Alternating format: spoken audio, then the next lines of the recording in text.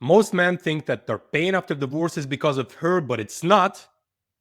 It's about the moment you realize that you don't even know who the fuck you are without her. You wake up, the home is empty. Feels empty just as much inside. You grind harder than ever, but you just feel stuck, like you don't even exist. You don't know what you want, you don't know who you are, what you stand for, what you will not compromise, and why is this experience coming to you? And the man in the mirror and the man inside feels fucking empty. Well, you, my friend, might be stuck if you experience this in what I call an identity collapse. And by the way, did you know that the rate of suicide among divorced dads is 17 times higher than that of the general population? In this video, you will learn why you feel stuck after divorce. What are the 4 false selves on which you have built your identity? What's the cost of being stuck in those? And what you need to do to build an identity that is unfucking breakable. But before we go there, I just want you to like this video, subscribe to this channel if you want more hard-hitting truths like this, and share this video with a divorced dad. You might just be saving a life. Now, let's be real about something, guys. You think that before divorce you had an identity, but let me debunk this myth. Most men before divorce, they didn't have an identity, they had roles. I'm a husband, I'm a protector, I'm a provider, I'm a fixer, I'm a peacekeeper, I'm the authority in the place. These are roles. That's not an identity. And I remember as yesterday when the mother to my second child left, I was there laying all alone in my bed, feeling this emptiness and this crushing pain of loneliness and of rage of this unfairness. Why the fuck did it happen to me again? And I was laying there, I was lost. I didn't know who I was. I didn't know what I stood for. I thought I was a good partner. I thought I was a good father, a good protector, provider. I was working hard 50, 60 hours a week, bringing home the honey, but it wasn't enough. And when she left, all of those roles, they just collapsed. And I was so naked in front of the truth that I didn't know who the fuck I was, what I stood for, why I was, what was my purpose, what were my values, who am I? And that's when I realized that the way I was operating underneath those roles was a series of falsehoods, something that was buried deep in my subconscious and that I wasn't able to access easily, but it was there controlling my life.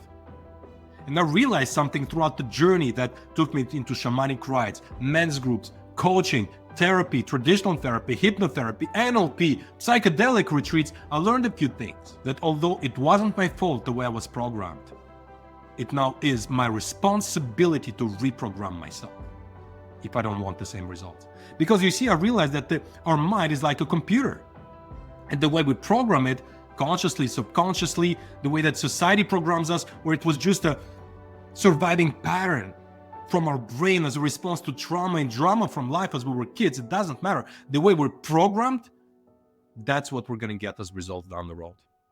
And regardless if we change the wallpaper or change the icons around and say we've changed 10,000 times and restart the computer, the programming is there to guarantee the same results. And for as long as the program stays the same, the results stay the same. I discovered the 4 false identities, the 4 false selves that we built our identities on. And I'm going to expose them right now, right here for you. And look, these aren't personality traits, they're patterns. And they didn't come out of nowhere. They started the day you felt pain, and no one showed you how to deal with it. So you figured it out. You adopted, you survived, and over time, that survival became who you thought you were. So let me just illustrate you how this all happened. At first, you as a little boy, or as a teenager, or at some point in your life, you experienced a wound. For example, dad yelled every time you spoke as a kid. And so you learned, my truth caused conflict. And so the threat that your mind perceived here is that if I express myself, I'll be punished or pushed away. Now, once the brain perceives a threat, what it does, it creates a belief that's going to help you cope with that threat and prevent that threat, manage that threat. So the belief that you may have adopted is that it's safer to stay quiet. My voice makes things worse. From that belief, what we do, we develop behavior, strategy, like compensation behavior.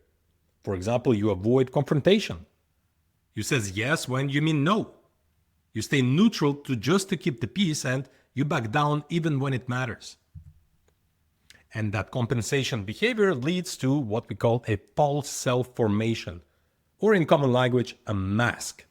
So in this particular case, maybe you develop the mask of the peacekeeper and says, I'm just chill, I'm the easygoing one, I don't start drama.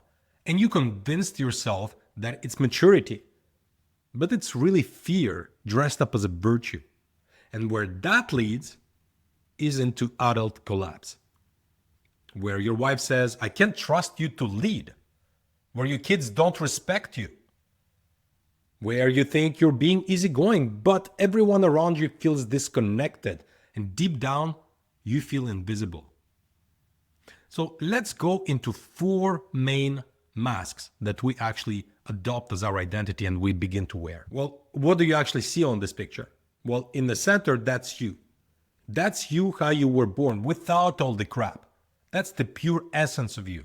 And over time, as I just explained to you, we experience different wounds and we begin the formation of those masks. So the first wall that we build around ourselves is the wall where we avoid conflict. The threat is, if I speak up, I'll make it worse. And maybe your parents fought a lot and you learned to shrink yourself so the room stayed calm. Maybe when you tried to say what you felt, you were told you were too much, too dramatic, too selfish. You were belittled and attacked. So you stayed quiet. You made yourself easy, and over time your silence became your safety. So the threat was, if I speak up, I'll make it worse. The belief that you adopted is that silence keeps you safe. The strategy was to avoid confrontation, and the mask is that of a peacekeeper. And so right now you tell yourself the story that you're calm. You call it maturity, but truthfully, you're avoiding the battles that would make you a leader. The second wall that you built around yourself is the following. Maybe you only got attention when you were winning, and that was the wound. Maybe you had to be a straight A student, an MVP, being the good kid. Maybe love felt earned, not given. So the threat was here, if I fail, I'll be unloved. And the belief was my worth comes from output. The strategy was to hustle and overgive. And the mask was that of a performer. And the wall, perform for love. So to earn love, you had to perform. Love was not given. And so right now, you may be looking successful, but you can't stop. Because stillness feels like death. Stillness feels like you will never be loved. And so you're continuously, totally in action. The third wall that you build around yourself is the wall of suppressed emotion. How does that happen? Well, maybe you saw what happened when emotion exploded in your home. Maybe you had a drunk dad or a distant mom. Or maybe you cried once and they told you to man up and shut up. So you buried your feelings.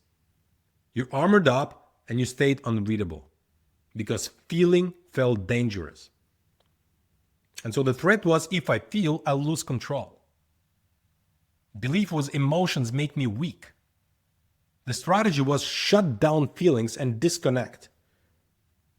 And the mask that you began to wear was the Stoic. And so now you think unreadable means strong, but the people who love you, they can't feel you. And so that's why you pulled away. That's why they pulled away from you. That's why your wife left.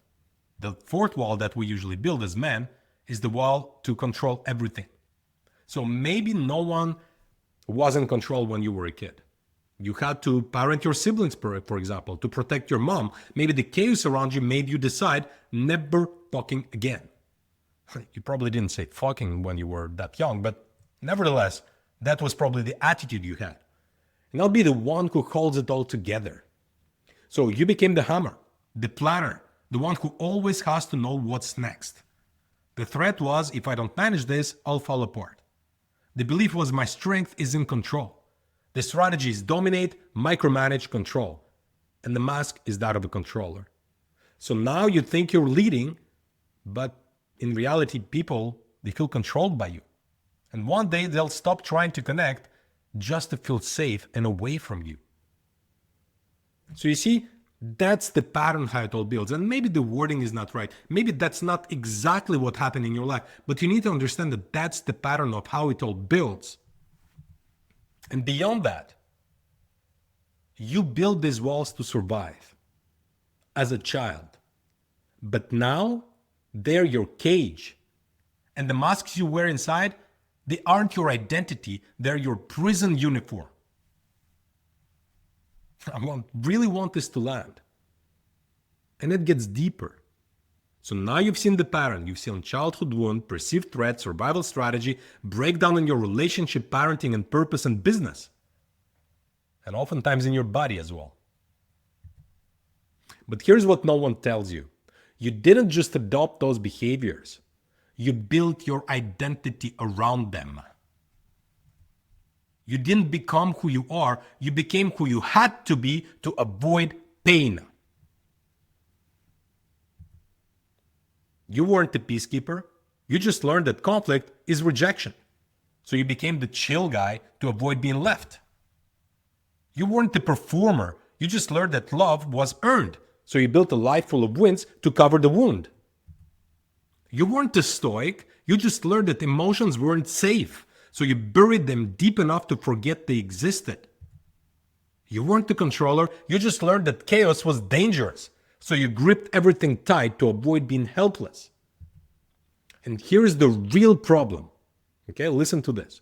You're trying to lead a life as a man using strategies you built as a scared little boy. How did that work out for you? So here's the real problem. Those survival tools, they don't work here in adulthood. Not in fatherhood, not in leadership, and not in love. They weren't meant to lead. They were made to survive. And now they're stonewalling you from your own life. Man, I hope this hits deep for you. Because when I realized all of this, that hit fucking deep for me. I cried my eyes out of pain of my lost fucking life.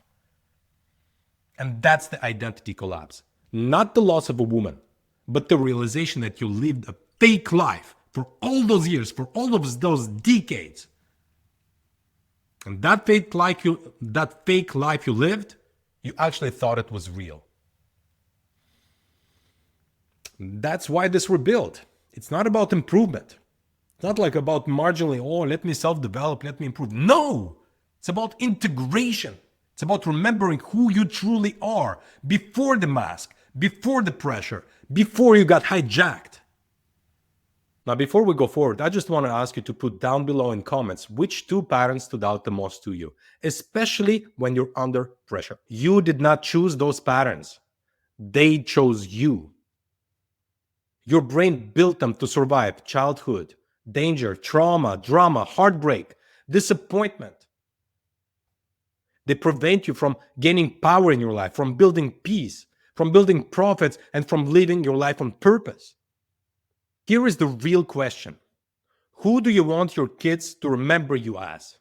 Or maybe it's time to fucking stand up, to rise, and to burn those masks to the ground and rebuild your life from the truth. Rebuild the true identity of who you truly are and rise to the greatness of the man and of the father and of the soul that you were destined to be when you came here on this planet. The choice is really yours. In the next chapter, we're going to expose a lie, a cultural and societal lie of what it means to be a man. It's time to expose the false masculinity. Now, again, if you like this video, drop a comment, push a like, subscribe to this channel, and again, share this video with a divorced dad. You might be saving a life. Take care.